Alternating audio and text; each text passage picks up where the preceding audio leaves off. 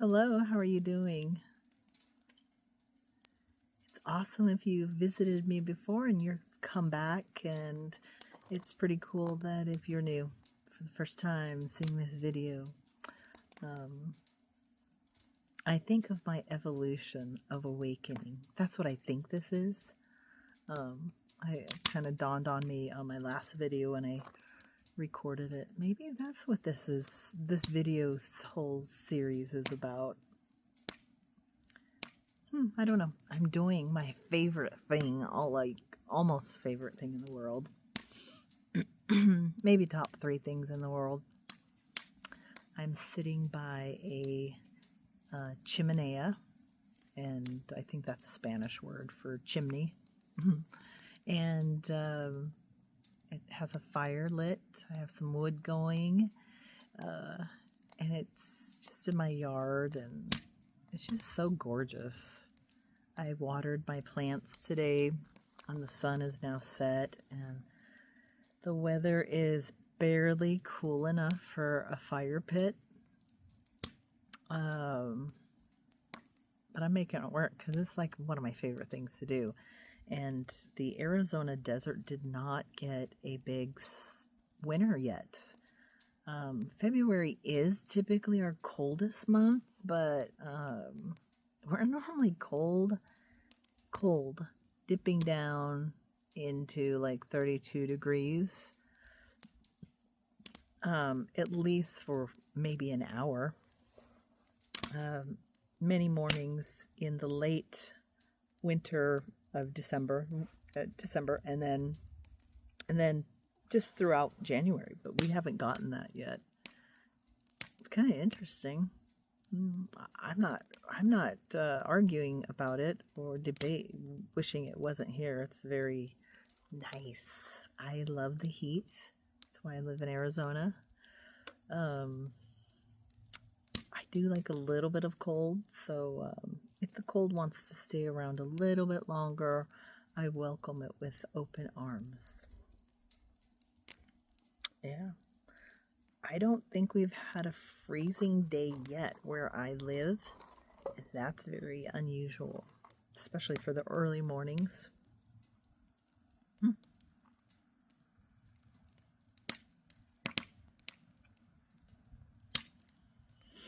Love that sound.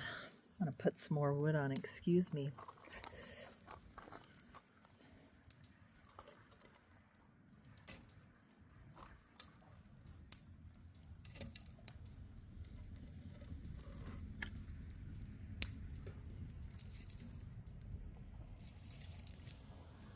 Ooh, hot.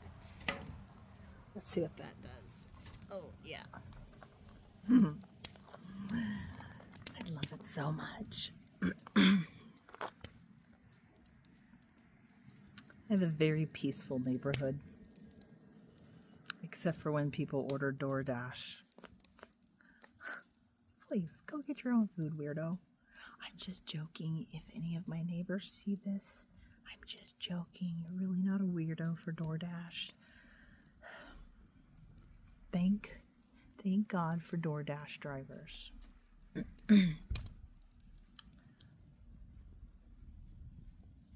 I tend to make jokes about everything, like everything, even death. I remember beloved family members who I honestly cherish. Me going to their funeral with, I don't know, my family, whoever I was sitting with. It was typically my significant other, or my children, or maybe my sister-in-law, or yeah.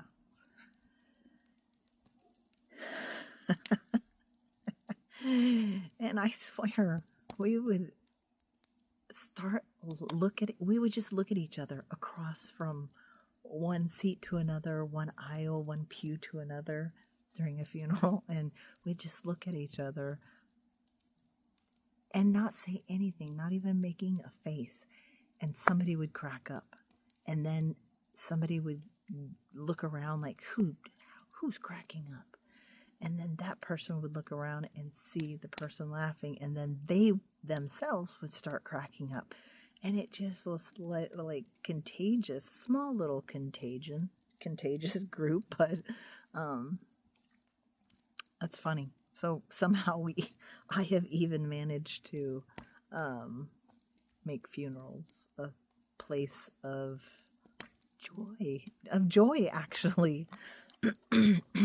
So my loved ones that had passed, I'm sure they would get a kick out of us giggling. That's a good memory. I like that one a lot.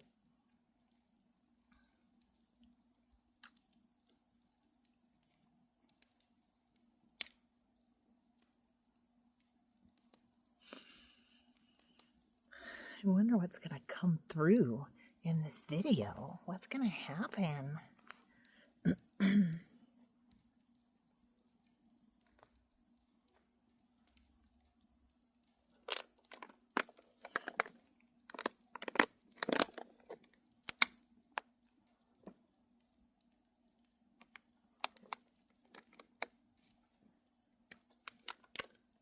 Stay hydrated. That and breathing. Two very important things. This whole breathing thing, I thought shadow work changed my life dramatically in such a positive way. By the way, there's videos out there somewhere down below of shadow work. I talk about it in almost every one of my videos because I think it's so powerful. It's a self-healing, easy to learn technique that you can do yourself. And it's, for me personally, my personal witness or my personal experience is shadow work has been a foundational necessity for my transformation in awakening. Hands down. There's probably other words for shadow work, like other cultures have names for it and such. Anyhow, go check it out. You don't even have to look for my videos. Just Google in YouTube, YouTube search shadow work. Shadow work, easy. Shadow work plus the word easy. And it'll get you to the right videos, I think.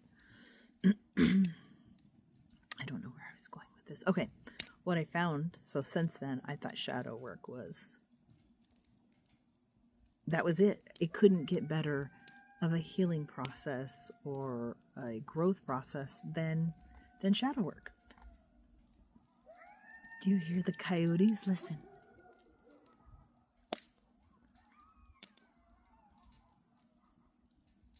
They're so cool. We have what sounds like 2 packs. One that way and then one behind me. It's all a mountain region. That one is close. That one is close to my backyard. When it rains or we have water out here, when I wake up in the morning, you can see the coyote tracks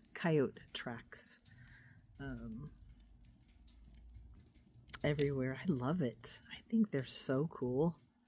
I feel honored. I'm just having thoughts of where I live and how freaking grateful I am.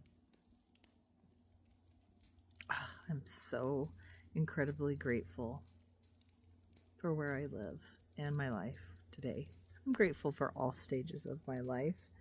That it got me here to where I'm at today, and today is going to get me where I'm at tomorrow. But there's no tomorrow. There's only today. There's only right now. Yeah. Anyhow, where I was going with this a minute ago, when they get quiet like this, I'm like, ooh, where are they at? Are they going to sneak up on me? Are they sneaking up on me? Hope not. I'll give them a karate chop.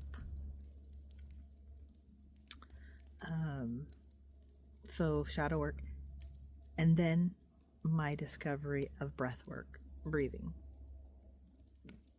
is equally as powerful as shadow work, but it's the breath work.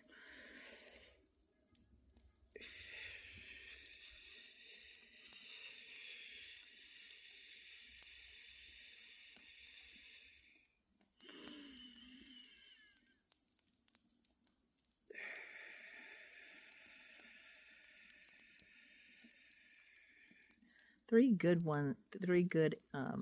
cycles of that will get you off into an amazing place with your nervous system. Really calms your nervous system and brings you down to a very relaxing vibrational state. And the more you breathe, you can continue that type of breath, or you can kind of make it more subtle and quieter. But the idea is that you inhale probably the count of 4, depending on your lung capacity, hold it for the count of 2, and exhale for the count of 6. So the exhale, you extend it. I kind of extend it as long as I can without feeling weird. Because the exhale, you're in a state of surrender. And I've talked about this before, is when you're in a state of surrender, you are in a very strong connection with God. You're in a very strong connection with your inner source truth. You're in a very strong connection with your spirit guides, all the spirits that are hanging around you that you don't even know. You have the ability to connect to them. They've probably been sending you signals all along, little messages, and you're like, huh, that's so weird. That reminds me of my Aunt Polly. Oh, that's cool. And then you bebop around a couple days later, and then you're like, oh, how cool. Huh, that reminds me of my Aunt Polly. Oh, no shit, Sherlock. Your Aunt Polly has been trying to reach you. Yeah, that's how that works. You could also say things like spirit, God, source, Aunt Polly, my guardian angels, my spirit animals. I haven't done that one yet. But you could say something like, let's just go with God. Okay? Anyone in the spirit form that you want to reach out to, you can do this with. So, God, please guide my day today. I would say that. And then throughout my day, I would be have opened myself up to being able to hear the messages God is trying to send to me. Could be in all kinds of forms. Could be, you could hear something, you could see something, you could feel something, taste something, see something, and so on. And you're like, oh my God, that was an answer to my question. That was so freaking cool. Holy crap, right? That's what it's like. And then the more you open yourself up to the idea of this, the more it happens for you. Pretty cool. Love it. That was that. I will say that I'm able to connect in. I'm able to connect in now that I do this breathing exercise, and I do the breath work all day long, as often as I can think about it. If I'm at work, I'm sitting there doing my work, on my keyboard, blah, blah, blah, blah, blah. I have to breathe during that time, so I'm doing some conscious breathing. The more you can do that, the more you put yourself in a state of surrender. It's for you Christians, it's a Jesus take the wheel type of moment every time you exhale. So it's pretty cool.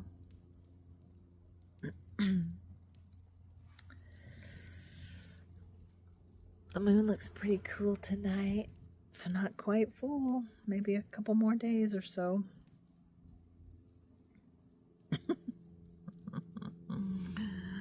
I love the moon, and I feel like every time I look at the moon, it's just not the same moon that I saw before, even though the shape might be the same or whatever. It just feels like I look at the moon for the very first time every time I look at it. And my significant other has gotten used to it, but I'm pretty sure he thinks it's a weird thing, because I will say, "Oh my gosh, honey, look at the moon, look how beautiful it is," or "Look how eerie it is," or "Oh my God, how pretty and gorgeous," and whatever, or "big."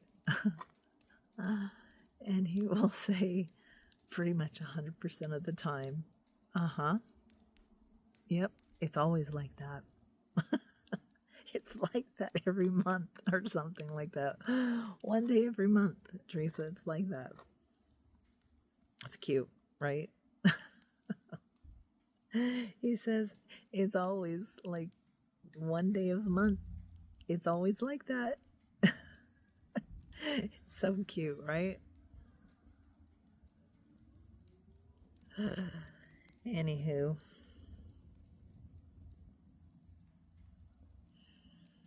I think I should put more wood on the fire.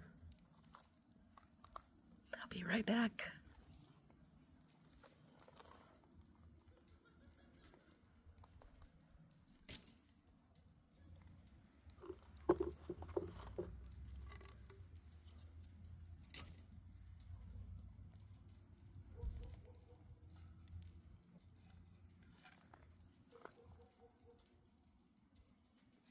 Ooh, that's going to be a good one. Ooh, that's going to be hot.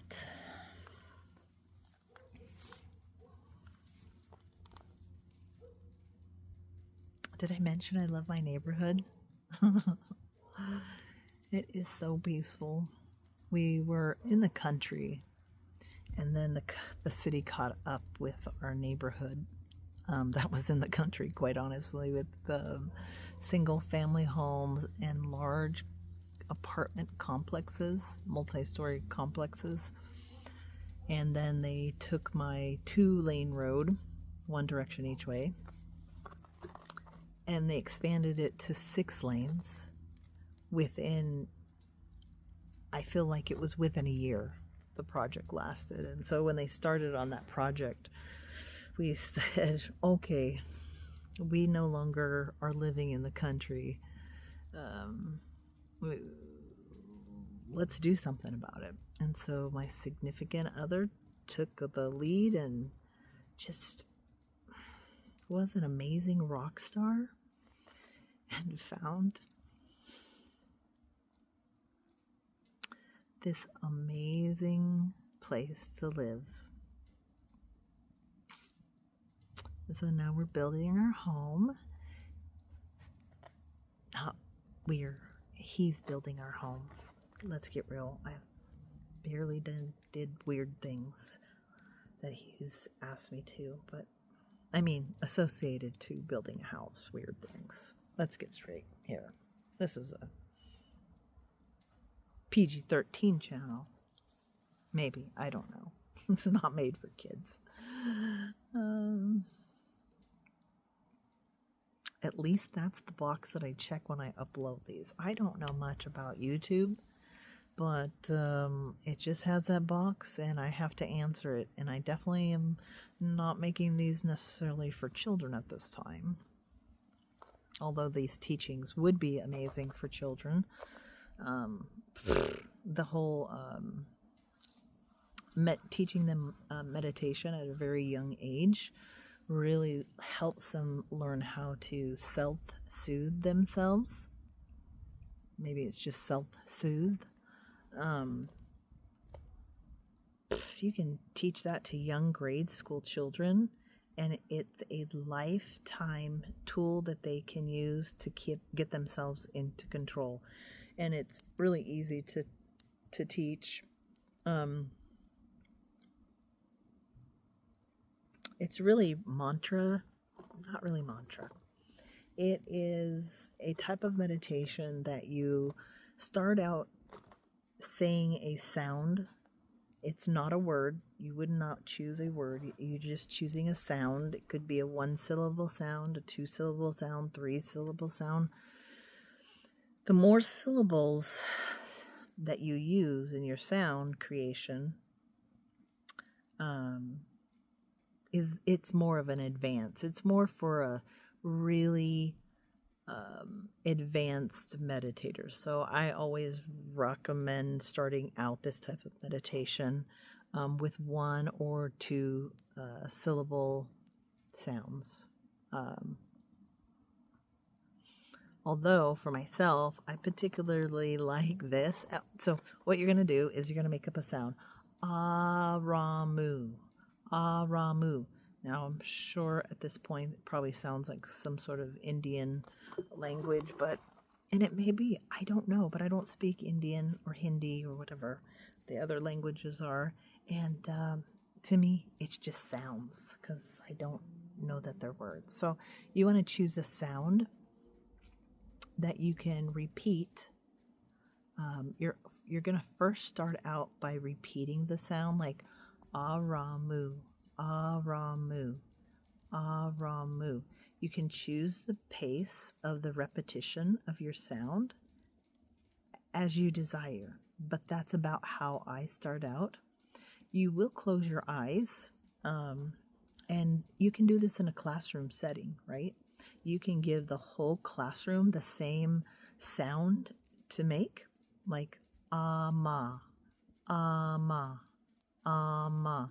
Might be a good one for an elementary school class. And you would get them to practice it out loud. They would audibly say it out loud so everybody can hear and they can get used to the sound of it. And then eventually, after you maybe 20 seconds of that outward, you do it yourself or instruct the class to take that word ra. What did I say? Ra. Ama, ama, ama. You would take that sound and take it inside your head and say it to yourself without saying anything out loud. So you just think the sound, ama, ama. You'll repeat it, ama, ama, ama, ama, ama.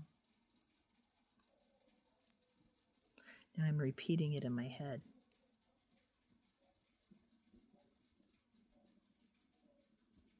So you keep repeating it in your head, and you do that for, I don't know, beginners, maybe 5 minutes, then extend it another 5 minutes, and then maybe get to 15 minutes. I don't really think you need to go much longer than 15 minutes. I think 15 minutes is plenty. And so you'll let yourself repeat this. Now, the repeating ama in your head will start to undulate into different sounds. Maybe it'll even speed up or slow down and then speed up and slow down again, and let it do it. Let it do its thing. If it turns into ama and then ara and then mara, the complete opposite, let it. Don't fight it. Just go with it, right? Don't try to, but just go with it, right? And just keep doing that for your your goal time, 5 minutes, 10 minutes, 15 minutes. Set a timer if you're doing it by yourself so you don't have to think about how long have I been doing this. But that is repetitive sound. I actually don't know the name for it. Pretty cool though.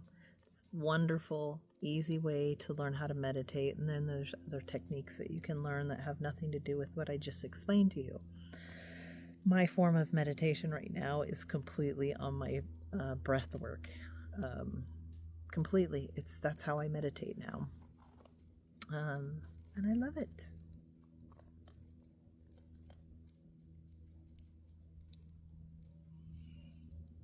Do any of you practice that kind of meditation where you're repeating a sound in your head? Maybe the reason you don't choose words, instead you choose sounds, is because words will often conjure a thought of something other, like I don't know, cherries, ice cream, chocolate ice cream, whatever, right? Blueberry. Words can be triggers for people, so what comes to mind is the first word you want to say, which may be actually a trigger for you. That's why they get words out of the way, so there's no meaning to the sound. Unless that's your actual language. Some tribal people in, I believe in Africa somewhere, speak in sounds, clicks, and things like that. I was listening to a video on it within the last 3 days, and it was actually really fascinating. The young girl that was speaking in the video was beautiful. Her teeth were magnificent. Like, she looks like she's living in hut type of situations where you have no modern day running water, and I mean, I don't know. She has magnificent teeth. It must be like a lack of sugar or something in their diet. Definitely good DNA. But holy crap, she had nice teeth. Anywho, she was speaking in her native tongue, which were clicks and sounds like that, and sounds that would be fun to learn how to say them and imitate, because I like accents and things like that. But there is absolutely no telling if this girl is chewing you out or praising you. There is no recognition of understanding what their language means. It is so different than English or any other language that I heard. You know what it did strike me to resemble is birds, wild birds, how they call each other. And it resembled that. And then I got to thinking, oh my God, if she sounds like a bird call, and they actually equated those clicks and things to, I don't know, a bucket of water, let's go fishing, whatever their messages are to each other. What are birds saying to each other? Oh my God, what are the animals saying to each other with all their little sounds? Oh, I know this is going to be weird, and I don't know if I have really said it before. Maybe I did. I need to stir the fire. I'm going to say something controversial, so please stay tuned.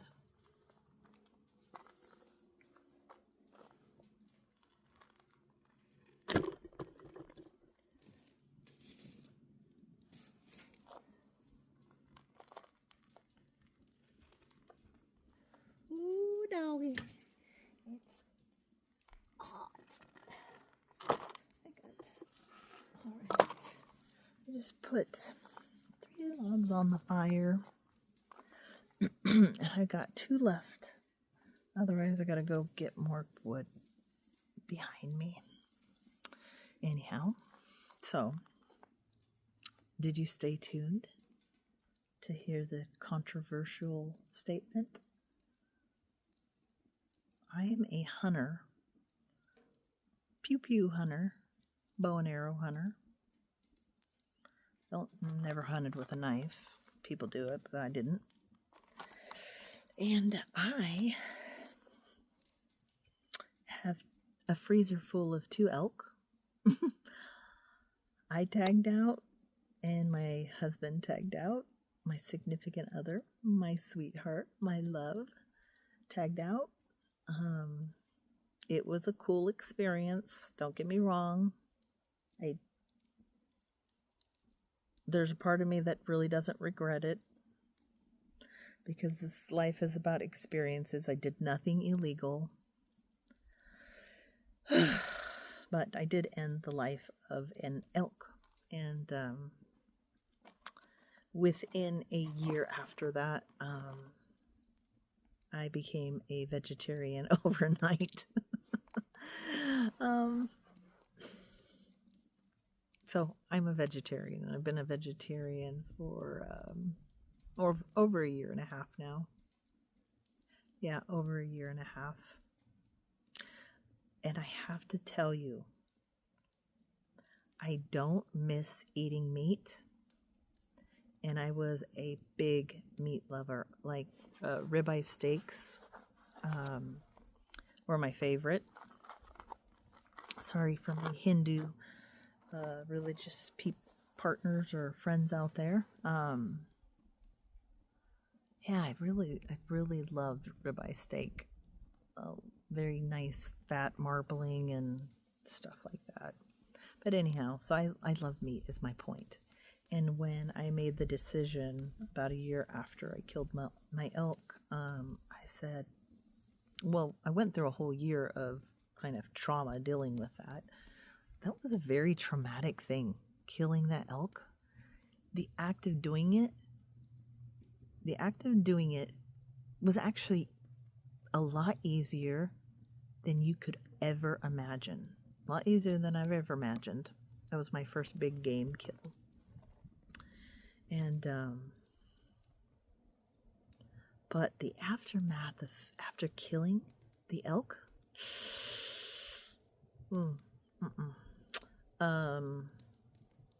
it literally changed me. It actually probably put me, I think it put me on a fast path to awakening.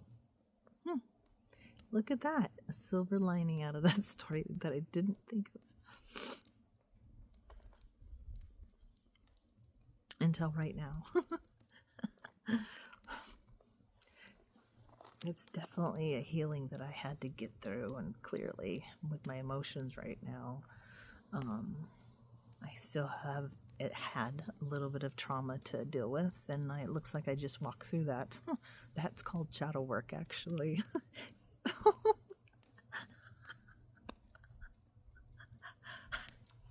Sorry.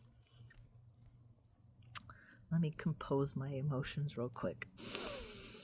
By taking a few deep breaths in, I'm calming my nervous system, getting myself a little bit more under control so I can explain what just happened.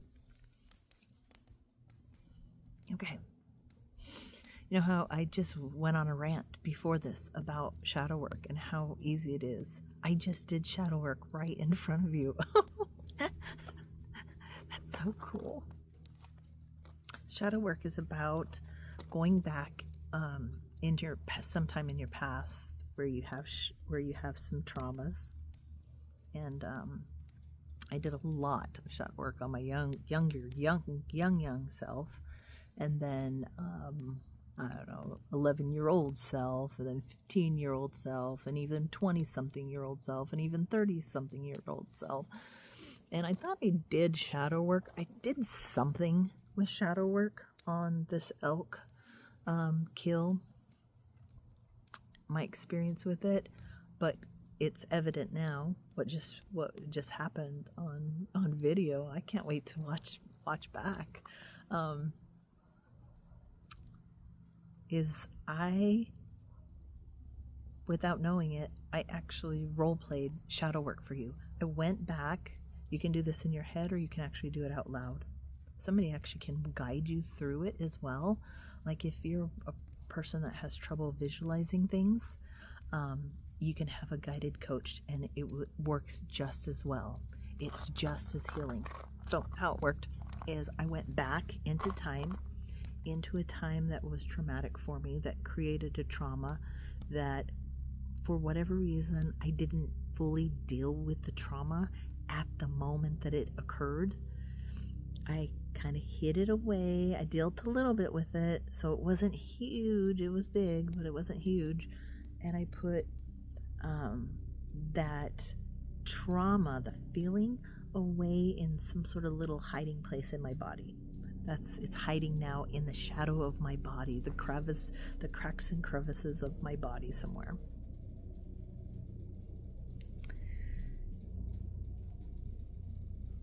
Let me just check, make sure there's not something weird happening out here. Okay, I think we're good. Anywho, so instead of dealing with the full feeling of the trauma that I was experiencing, I hid it away. So I just revisited one piece of it clearly, and I was reliving it in my mind. I'm a super visual person. Almost, I visualize everything. Nearly every word people say, every word that I say, it becomes a picture somehow in my head. Anyhow, so I was able to visualize me going back, me reliving that experience. And the shadow work was, I'm comforting.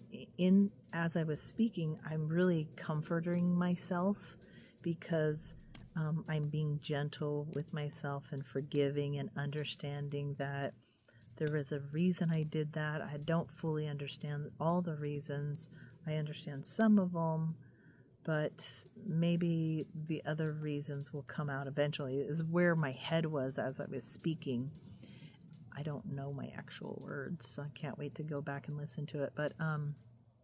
But the sentiment that I was feeling inside is I was consoling myself because I was getting emotional, sad, and then boom, at the end, it's a beautiful, happy ending of that piece of it.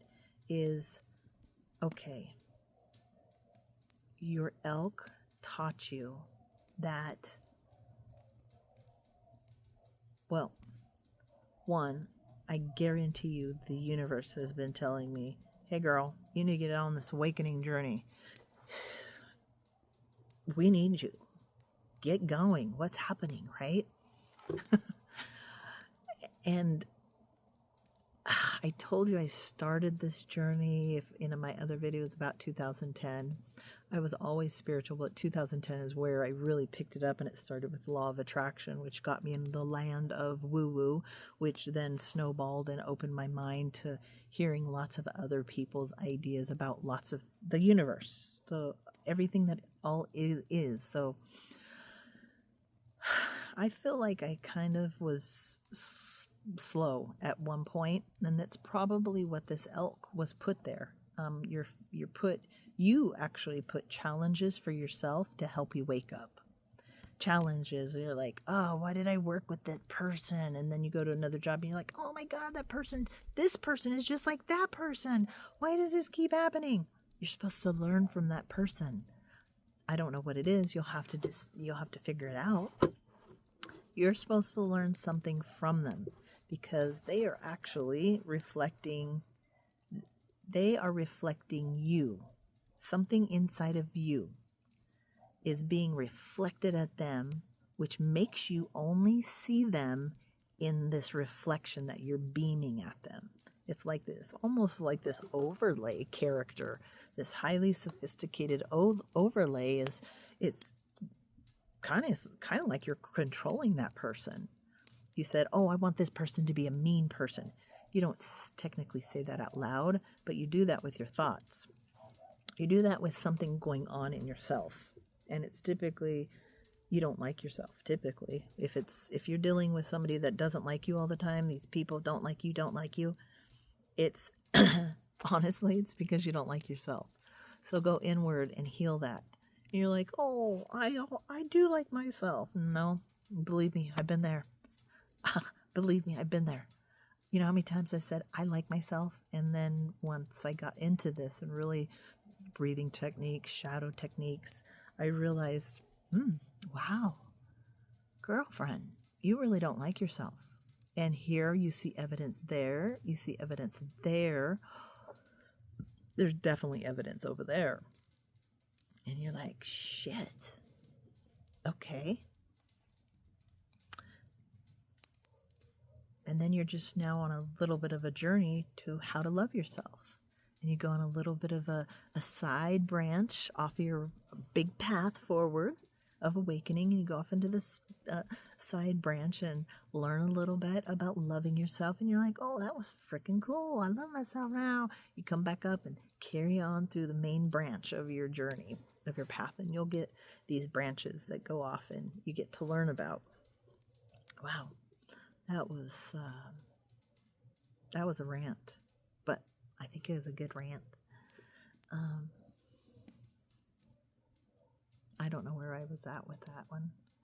Damn, I hate when I lose the stream of thought. Maybe that's all I was supposed to say about that.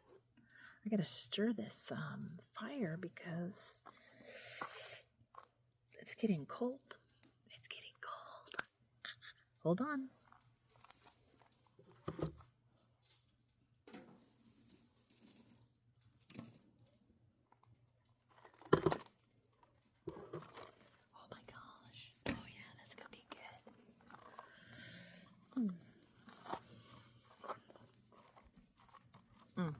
I wonder if I can pick that back up. I really liked where that was going.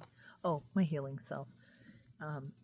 So when I said, oh, the cool healing part, one of the phases of the healing parts, and it's the tail end of it, is where you take a situation, you heal yourself, you go by going back and revisiting, and the tail end of that is you leave a beautiful message at the end that's uplifting, whatever that means to you.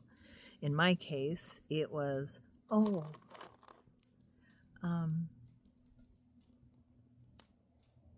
I put the elk there. And the elk was a co-creator with me. So I didn't force the elk to do anything. The elk has its own road path. And the elk chose, I know this is so crazy and woo-woo sounding, but the elk really did choose to be in my line of fire. It's all about reincarnation. It's coming back someplace, somehow. I don't know how it's coming back. Who knows? Maybe it comes back as an elk again or something else. I don't know. It's up to the elk. But anyhow, we had a soul contract. That's what that's called. And yes, super tragic for me. But now I see that was the catalyst for me to wake the fuck up. You have been diddly-daddling around just like the rest of you on your awakening. We're here to awake. We are all here to awake.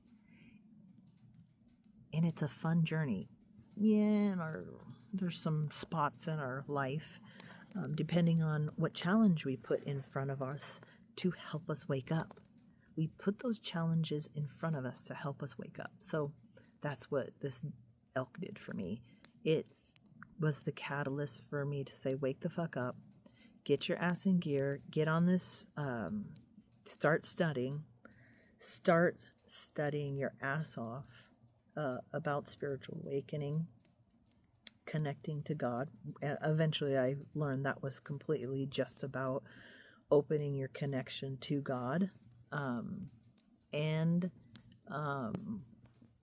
that was the cool silver lining. Yeah. So, what I've been doing for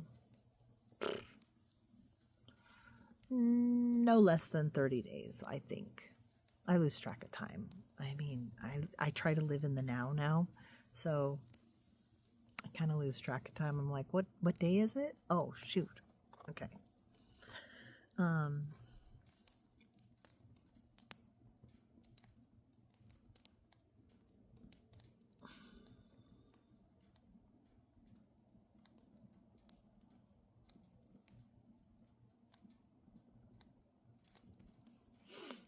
I lost my train of thought again.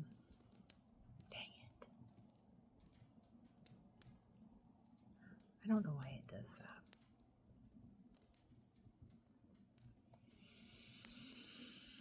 Probably because I'm not breathing. That's probably what it is. At least that was the message that I just captured. It's because you're not breathing. I think I have a deviated septum. My nose is always like, I'm not snotty. It's just there's tissue in there. It's like a blocked pathways. It's not. It's like this or something. It's something like that. I don't know. Weird. Sorry, I just talked to you about my nostrils. That's weird. Ignore that. I probably won't delete it because that's my whole mantra now. I'm trying not to edit any of my videos. I'm just rolling with it. Makes life easier on my behalf, by the way, not editing it. I still haven't figured out the thumbnail thing. For the love of God, please tell me in simplest terms how to create a thumbnail for YouTube videos. Please. I'm not good at it.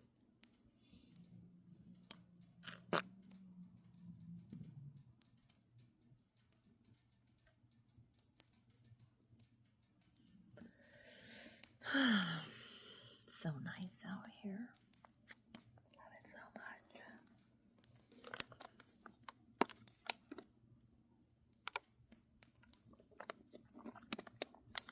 It is gorgeous.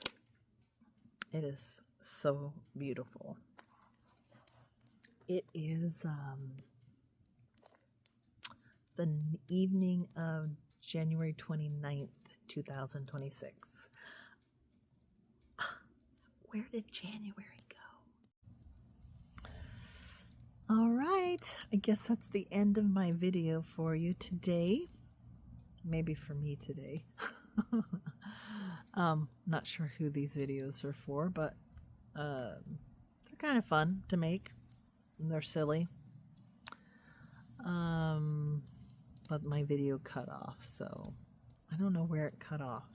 But I realized I had to make an ending. It just made sense, so thank you for joining me, and I hope you have a wonderful now moment. Peace and love.